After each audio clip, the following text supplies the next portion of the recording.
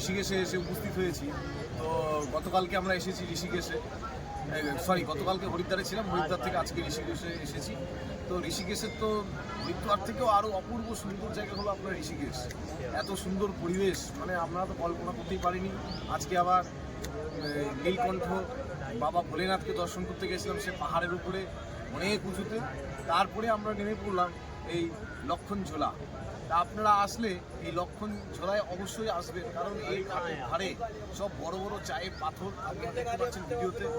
এত সুন্দর বড় বড় চায়ের পাথর, তা যেটা আপনার মনকে মুগ্ধ করবে এবং আপনাকে মানে ভেতরে যদি কোনো দুঃখ কষ্ট থাকে সব আপনাকে ভুলিয়ে দেবে।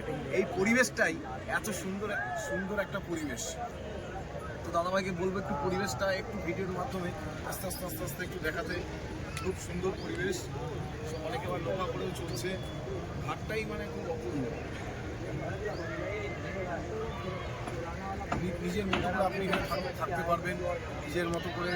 হ্যাঁ, এত সুন্দর পরিবেশ তুলনায় হয় না। প্রচুর ভক্তবৃন্দরা এখানে এসেছেন, তারা এখানকার পরিবেশের করছে, ভিডিও তুলছে, রিলস বানাচ্ছে, মানে এত সুন্দর এখানে। হরিদ্বারে আসলে এই জায়গাটা অবশ্যই আপনারা আসবেন। কতক্ষণ হলো গো?